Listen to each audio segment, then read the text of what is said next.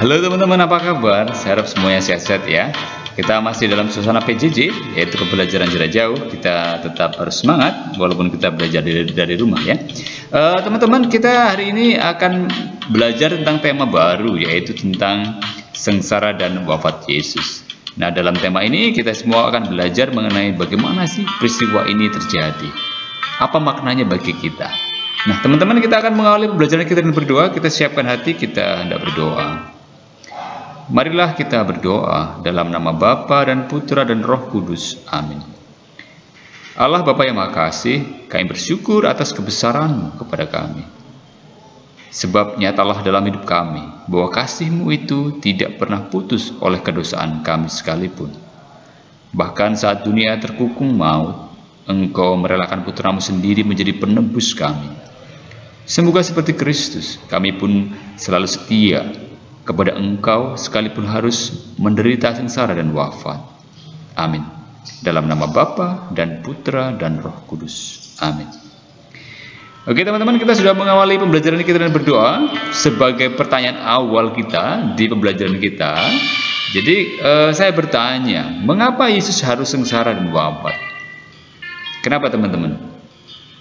Jadi kenapa Yesus harus sengsara dan wafat? Ya, itu merupakan konsekuensi dari tugas perutusan Bapa yang diwartakan untuk mewartakan dan mewujudkan kerajaan Allah. Jadi ketika Yesus mewartakan kerajaan Allah, ya melalui sabda, tindakan, ya melalui perumpamaan-perumpamaan, melalui mujizat yang dilakukan oleh Yesus, ternyata tidak semua orang dengan terbuka ya menerima pewartaan Yesus tersebut. Ya, jadi ada sebagian masyarakat juga yang justru merasa terancam dengan kehadiran dan kegiatan Yesus itu. Siapa saja mereka yang merasa terancam? Jelas ya, apa yang dilakukan oleh Yesus adalah option for the poor. Jadi berpihak kepada yang miskin, berpihak kepada mereka yang tidak mendapat perhatian, orang berdosa yang pada masa Yesus yaitu mendapat perlakuan diskriminatif. Mereka tidak dianggap sebagai manusia. Nah, ini kemudian karena Yesus melakukan hal yang sebaliknya, maka ada orang-orang yang merasa bahwa Yesus ini sebagai orang yang melanggar tradisi, melanggar hukum Taurat, melanggar perintah Allah. Nah, ini yang mereka orang-orang inilah yang menganggap Yesus merupakan sebuah ancaman. Jadi Yesus menganggap pewartaan dan tindakan ini sebagai ancaman bagi jabatan, kehormatan, dan nafkah mereka. Ya, ini jelas berkaitan dengan ahli-ahli Taurat, berkaitan dengan orang-orang Farisi ya. Jadi Yesus kemudian malah dijadikan sebagai musuh yang harus ditumpas, harus dibinasakan. Maka dalam peristiwa Yesus, ya, mereka dengan berbagai cara berusaha menjebak dan melemahkan Yesus ya, melemahkan pengaruh-pengaruh pewartaan Yesus. Bahkan beberapa kali mereka berusaha membunuh Yesus ya, sehingga pada saat yang tepat mereka berhasil menangkap Yesus, mengadili, menyiksa dan menyalibkannya. Ini adalah sebuah konsekuensi dari pewartaan Yesus melaksanakan kehendak Bapa dalam mewartakan dan mewujudkan kerajaan Allah. Ya, sekali lagi tidak semua orang menerima, ada orang-orang yang tidak menerima ya, mereka yang terancam jabatannya, kehormatan dan nafkah mereka. Maka Yesus sekali lagi dianggap sebagai musuh yang harus ditumpas. Nah, anak-anak, teman-teman, bagaimana orang melihat wafat Yesus ini? Ya, memang peristiwa wafat Yesus ini bagi orang yang memuji Yesus, ya kematian Yesus merupakan bentuk hukuman yang layak bagi seorang yang menghujat Allah. Ya, karena apa? Karena Yesus menganggap diri sebagai Allah. Dan ini tidak bagi mereka, ya ini merupakan suatu penghujatan terhadap Allah. Dan kematian Yesus dilihat sebagai bentuk penghukuman. Tetapi Yesus sekali lagi menghayati sengsara dan wafatnya sebagai bentuk kesetiaannya kepada nasib manusia yang berdosa, dan sekaligus setia dan penyerahan total kepada Bapa dia laksanakan sampai selesai. Maka Yesus sekali lagi mengalami nasib seperti manusia, yaitu kematian. Tetapi ingat, tidak berhenti di kematian, tetapi Yesus ya Allah membangkitkan Yesus pada hari ketiga sebagai tanda penerimaan penyerahan diri anaknya yang memuliakan dia dengan mengangkat dia ke surga. Ini adalah sebuah peristiwa di mana Yesus yang sebagai Allah yang menjelma menjadi manusia, mengambil rupa hamba menjadi sama seperti kita manusia, ya, kecuali dalam hal dosa. Maka kematian merupakan sesuatu yang ingin Yesus juga alami sebagai bentuk solidaritas, ya. Tapi tidak berhenti di situ. Kebangkitan Yesuslah yang kemudian, ya, menjadi tanda bahwa Yesus adalah putra Allah yang datang ke dunia untuk menyelamatkan kita manusia. Teman-teman, bagaimana situasi sosial politik, ya, saat kisah sengsara dan wafat Yesus ini? Situasi masyarakat pada zaman itu. Memang, ya, kisah sengsara dan wafat Yesus itu terjadi menjelang peristiwa Paskah Yahudi, ya. Dalam tradisi Yahudi, Paskah Yahudi dirayakan untuk memperingati peristiwa pembebasan bangsa Israel dari perbudakan di Mesir. Nah, setelah selesai perjamuan malam, Yesus berdoa di taman Getsemani. Disitulah Yesus ditangkap dan diadili. Keesokan harinya ia disalibkan. Dan sekali lagi, pada zaman Yesus situasi Palestina tidaklah tentram, ya. Selalu ada usaha-usaha untuk melawan pemerintah Romawi seperti dilakukan oleh orang-orang Zelot, ya. Mereka mencoba memberontak. Jadi kondisi semacam ini dimanfaatkan oleh pemuka agama Yahudi untuk menghukum Yesus, ya, dengan tuduhan bahwa, ya, ia ingin tidak taat kepada kaisar, ya. Akhirnya mereka menjatuhkan hukuman mati kepada Yesus, dan mereka pun membebaskan Barabas yang sejatinya juga adalah pemberontak. Nah, pada zaman Yesus juga, selain berkembang berbagai paham kerajaan Allah, muncul juga orang-orang yang mengaku diri sebagai Mesias, ya, antara lain Yudas dari Galilea dan Simon dari Koba. Ya, jadi kehadiran mereka juga memunculkan kekhawatiran bagi pemerintah Romawi, ya, karena sekali lagi pemahaman Mesias itu ada kaitannya dengan kepentingan politik, ya, mungkin berkaitan pemberontakan begitu. Nah, itulah situasi politik. Terus sebetulnya siapa saja sih yang berperan dalam peristiwa pengadilan dan penyaliban Yesus ini? Jadi siapa yang terlibat di sana? Kita lihat satu persatu bahwa dalam peristiwa sengsara dan wafat Yesus ini, maka yang paling terlibat pertama kali adalah para pemuka agama Yahudi, yaitu para imam dan ahli Taurat. Kenapa? Karena memang ajaran dan tindakan Yesus itu dianggap sebagai oleh para pemuka agama Yahudi sebagai ancaman bagi kewibawaan mereka, dan tindakan Yesus dipandang sebagai bentuk hujatan terhadap Allah yang pada akhirnya dapat membahayakan bangsa Yahudi sendiri. Maka kita bisa lihat tindakan-tindakan Yesus yang dianggap melanggar aturan agama Yahudi. Yang pertama, Yesus bergaul dengan orang-orang yang dianggap najis, sampah masyarakat, ya. Misalnya saja ia makan bersama pemungut cukai dan orang berdosa, ya. Cerita tentang Sakeus, ya, itu menjadi contoh juga bagaimana Yesus bersinggungan atau bergaul dengan orang-orang yang dianggap oleh orang-orang Yahudi itu najis dan sampah masyarakat. Kemudian Yesus dianggap melanggar hukum Taurat. Apa sih yang dilakukan oleh Yesus? Misalnya Yesus menyatakan semua makanan halal dan menyembuhkan orang pada hari Sabat. Ya, Yesus juga tidak puasa. Ya, itu yang menjadi penghakiman mereka bahwa Yesus dianggap melanggar hukum Taurat. Kemudian Yesus dianggap melanggar adat saleh. Misalnya saja Yesus berbicara dengan perempuan-perempuan kafir. Ia membela wanita berzina. Ya, ingat peristiwa itu ketika ada perempuan berzina datang kepada Yesus, kemudian Yesus tidak memberikan penghukuman tapi memberikan pengampunan, jangan berbuat dosa lagi. Ya, ia makan dengan tangan najis, ya, dalam tradisi dalam adat saleh Yahudi. Kemudian Yesus dianggap mencampuri urusan para pemuka agama. Misalkan, ya, Yesus mengusir para pedagang di Bait Allah, ya, di mana para pedagang-pedagang di meja-mejanya dibalikkan, ya. Yesus menghardik mereka, ya, supaya tidak berjualan di Bait Allah. Padahal dia sekali lagi dianggap tidak punya hak apapun yang berurusan dengan Bait Allah. Itulah yang pertama, mereka yang terlibat, yaitu para pemuka agama Yahudi, yaitu para imam dan ahli Taurat. Terus siapa lagi yang terlibat? Yang berikutnya yang terlibat adalah para pejabat pemerintah yang berkuasa. Ingat, ya, pada zaman Yesus secara umum pemerintah dikendalikan seluruhnya oleh pemerintah penjajah Romawi. Mereka terlibat dalam peristiwa sengsara dan wafat Yesus, sebab demi menjaga kuasa dan kedudukannya mereka membiarkan Yesus yang tidak bersalah dihukum mati. Jadi mereka yang berkuasa, pemerintah Romawi. Ingat pada waktu itu, ya, gubernurnya siapa? Pontius Pilatus. Nah, jadi itulah dua pihak atau dua sisi yang yang ikut terlibat dalam peristiwa pengadilan penyaliban Yesus, ya, dalam sengsara dan wafat Yesus. Nah, teman-teman, kisah sengsara dan wafat Yesus ini kita akan melihat dari Injil Lukas, ya. Lukas mengisahkan kisah sengsara dan wafat Yesus menjadi 4 bagian, 4 adegan. Adegan apa saja itu? Yang pertama.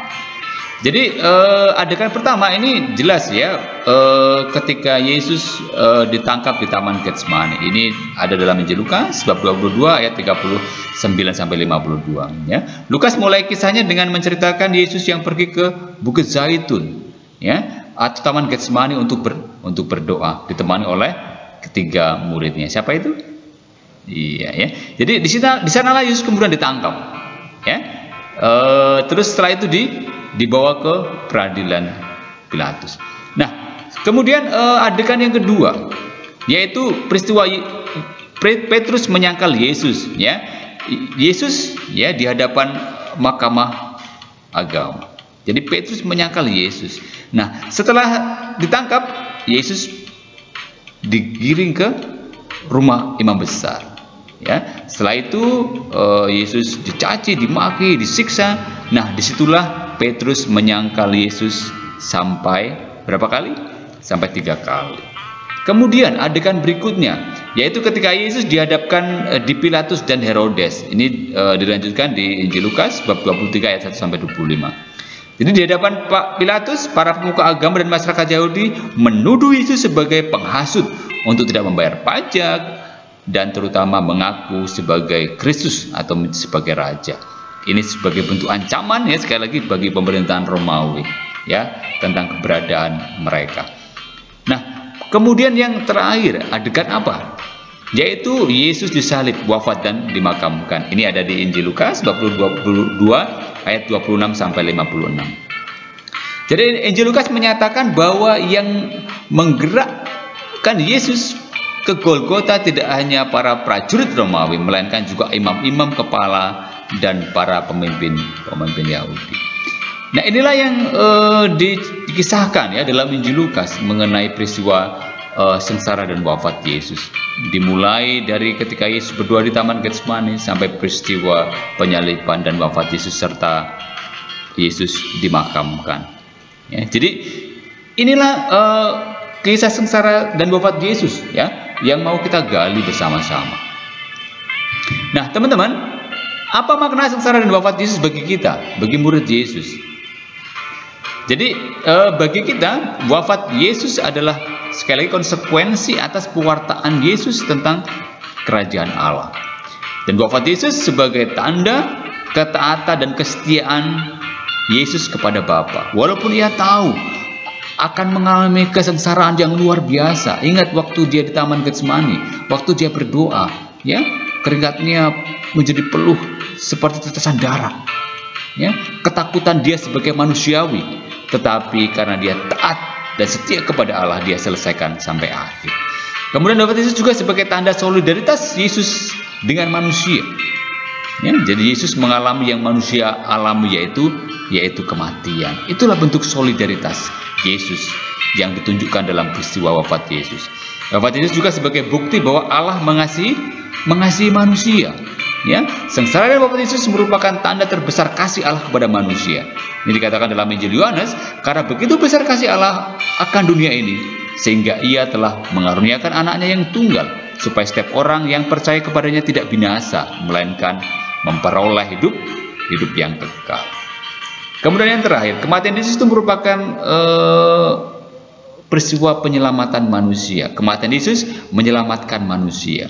Ya, Allah Bapa menyerahkan putranya untuk menderita dan wafat demi keselamatan kita, demi keselamatan manusia. Rasul Paulus mengatakan, Kristus telah mati karena dosa-dosa kita sesuai dengan kitab suci. Nah, jadi teman-teman, Yesus yakin dengan sikapnya dan konsekuen dan berani menghadapi maut, ya, akan akan memberanikan pula kita sebagai murid-muridnya atau pengikut-pengikutnya untuk mewartakan dan memperjuangkan kerajaan Allah, walaupun memang harus mempertaruhkan nyawa sekalipun. Jadi ini yang diteladankan Yesus, ya, ketika kita memperjuangkan kebaikan, ketika kita mau melakukan hal-hal yang baik, kadang-kadang muncul cacian, muncul makian, tetapi itulah resiko seperti yang Yesus alami, bahkan sampai maut sekalipun diambil.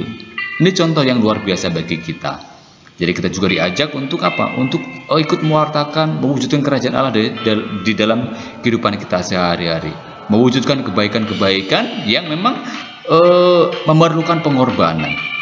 Nah, inilah yang menjadi misi, menjadi tugas kita sebagai pengikut-pengikut Yesus, untuk meneladani, untuk ambil bagian, ya, dalam pewartaan mewujudkan kerajaan Allah itu. Nah, teman-teman, kita sudah di ujung pembelajaran kita. Kita akan akhiri pembelajaran kita dengan berdoa. Kita sudah belajar banyak, ya, mengenai sengsara dan wafat Yesus, ya. Mengapa Yesus harus sengsara, apa maknanya bagi kita, bagaimana peristiwa itu terjadi, dan bagaimana siapa-siapa saja yang sudah terlibat dalam peristiwa itu, dan apa maknanya bagi kita. Nah, teman-teman, kita akan mengakhiri pembelajaran kita dengan berdoa. Kita akan daraskan Mazmur 118. Mari kita siapkan hati, kita berdoa mengakhiri pembelajaran kita. Bersyukurlah kepada Tuhan, sebab Ia baik. Bahwasanya untuk selama-lamanya kasih setianya. Biarlah Israel berkata, bahwasanya untuk selama-lamanya kasih setianya. Biarlah kaum Harun berkata, bahwasanya untuk selama-lamanya kasih setianya. Biarlah orang yang takut akan Tuhan berkata, bahwasanya untuk selama-lamanya kasih setianya. Dalam kesesakan aku telah berseru kepada Tuhan. Tuhan telah menjawab aku dengan memberi kelegaan. Tuhan di pihakku, aku tidak akan takut. Apakah yang dapat dilakukan dilakukan manusia terhadap aku? Tuhan di pihakku, menolong aku. Aku akan memandang rendah mereka yang membenci aku. Lebih baik berlindung pada Tuhan daripada percaya kepada manusia. Lebih baik berlindung pada Tuhan daripada percaya kepada para bangsawan. Tuhan itu kekuatanku dan mazmurku. Ia telah menjadi keselamatanku. Dalam nama Bapa dan Putra dan Roh Kudus. Amin. Oke, teman-teman, kita sudah mengakhiri pembelajaran kita dengan berdoa sebagai akhir penilaian kita. Yes, ini untuk ngetes aja nih. Kalian nangkep nggak sih yang sudah kita pelajari hari ini? Nah, ada beberapa pertanyaan yang harus kalian jawab. Ya, ada 3, nggak banyak. Yang pertama, jelaskan konsekuensi dari pewartaan Yesus mengenai kerajaan Allah. Apa sih konsekuensi ini? Nah, jelas ya, sudah kita bahas sejak awal. Karena yang kedua, jelaskan apa makna dari sengsara dan wafat Yesus, ya. Jadi apa maknanya bagi kita? Oke, kemudian yang ketiga, siapa sajakah yang terlibat dalam sengsara dan wafat Yesus? Siapa saja itu? Oke, ini menjadi penting bagi kita sekali lagi untuk menyadari bahwa Yesus Kristus yang adalah Putra Allah rela merendahkan diri, solider dengan kita, mengambil rupa seorang hamba, merasakan kematian seperti kita manusia. Tetapi dia bangkit dari antara orang mati untuk menyelamatkan kita. Nah, untuk tugas, carilah cerita mengenai tokoh yang namanya Maximilianus Kolbe. Dia adalah seorang imam, ya, yang juga mungkin karena terinspirasi, ya, dari Yesus, bagaimana ia mengorbankan diri. Ya, dia memilih untuk menggantikan, ya, seseorang yang dihukum mati. Ceritanya sangat menarik. Jadi silakan teman-teman untuk dicari cerita ini, kemudian nanti kalian tuliskan apa sih yang kita bisa belajar dari Maximilianus Kolbe ini.